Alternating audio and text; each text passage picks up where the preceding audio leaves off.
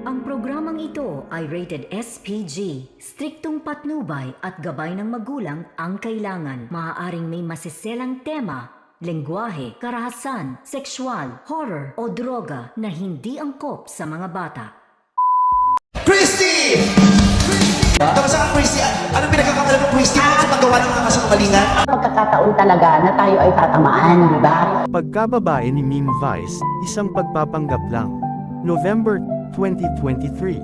Sariwa pa sa alaala namin ang rant ng isang Mata Ray na showbiz columnist sa isang PR ng isang network kung saan ipinapaban ito sa mga presko na sakop ng magaling na PR sa kadahilanang inaaway ng kolumnista ang kanyang mga alaga. Nagbanta pa ito sa PR na, "If you want war, I'll give you war."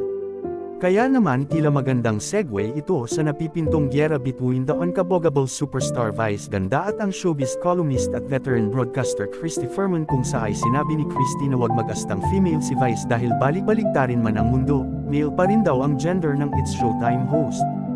Sa kanyang programang Christy Per Minute, ani Ferman, Vice Ganda hindi ka tunay na babae. Lalaki ka, nagpapanggap ka lang na babae, mataray na mensahe ni Ferman kay Vice.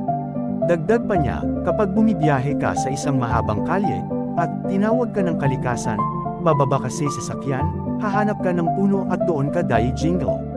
May dadaan na mga tao, at ano ang colloquial na biro ng mga tao na nakakakita ng mga umiihi. Hoy, humarap ka, huwag kang tumalikod, traidor ka.